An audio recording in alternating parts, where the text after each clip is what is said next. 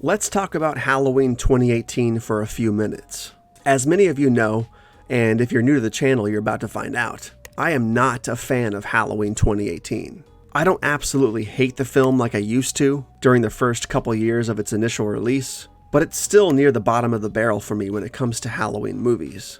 With that said, I absolutely loved Halloween Kills, and I despised Halloween Ends. But that's besides the point. Right now we are strictly talking about Halloween 2018, and a gimmick that could have potentially made the movie tons and tons more fun than it was, but at the same time may have hurt its marketing campaign.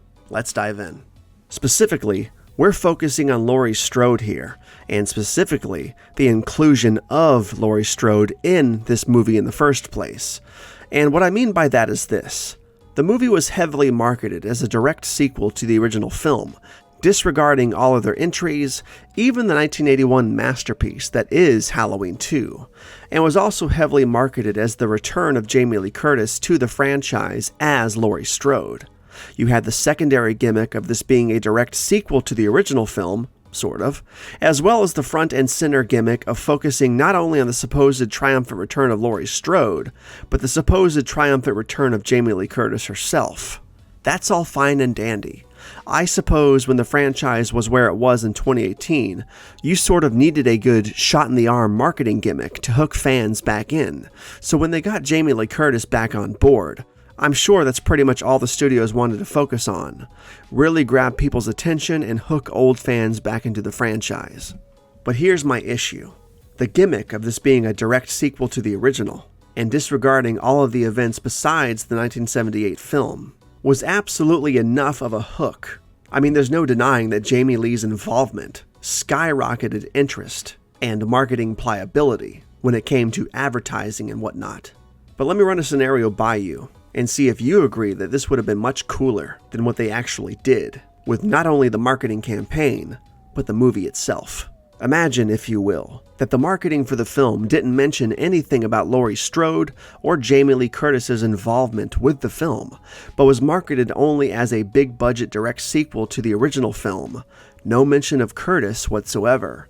The marketing campaign goes into full effect, teaser trailers, TV spots aplenty, garnering heavy interest in the film, but still not showing anything related to Laurie Strode or Jamie Lee Curtis.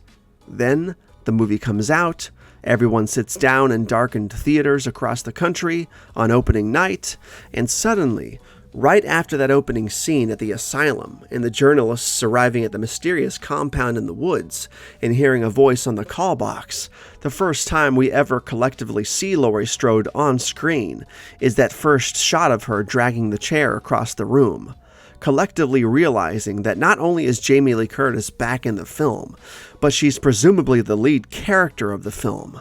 This wouldn't necessarily have made the movie better for me overall, but it perhaps would have been a cooler way to do it versus the Jamie Lee Curtis oversaturation we got well before the 2018 film actually released. The surprise would have been real, and the impact of that surprise would have been absolutely unreal. But I digress. What do you think about this idea? Let me know in the comments below.